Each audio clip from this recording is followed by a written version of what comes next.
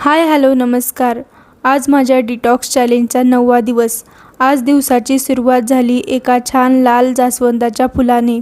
ते पाहून मन कसं प्रसन्न झालं. मग काय तोच उत्साह घेऊन लगेच बाहेर पडले. 5000 स्टेप्स पूर्ण केल्या. घरी आल्यावर धने आणि सुंठ जे रात्री भिजवलं होतं ते 15-20 मिनिटं छान उकळून घेतलं आणि बदाम आणि अक्रोड सोबत प्यायले. पण हे घेता घेता आज मात्र चहाची खूप आठवण आली. आता चॅलेंज पूर्ण करायचे म्हटल्यावर जिभेवर ताबा ठेवून थोडं सहन करावंच लागणार. काय म्हणता? नाश्त्याला रविवारी जे मूग वडे केले होते ते इतके आवडले की आज परत तेच केले. आणि सोबतीला छान ओल्या नारळाची चटणी होती. मिड मॉर्निंगला थोडी फळं खाल्ली. पण एक प्रश्न मनात आला, हे ग्रेप्स इतक्या लवकर इतके गोड कसे काय येतील? मला थोडं संशयच आलाय. तुम्हाला काय वाटतं कमेंट्समध्ये नक्की सांगा.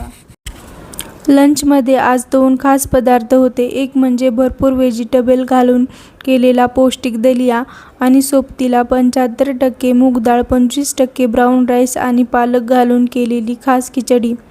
सोबत ताक आणि त्यात माझी डायजेस्टिव्ह पावडर. एकदम पोटभरीचा आणि आरोग्यदायी बेत झाला.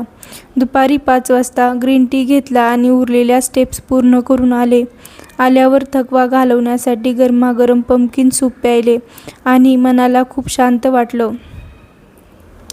आजचा 9वा दिवस यशस्वीपणे पार पडला. भेटूया उद्या.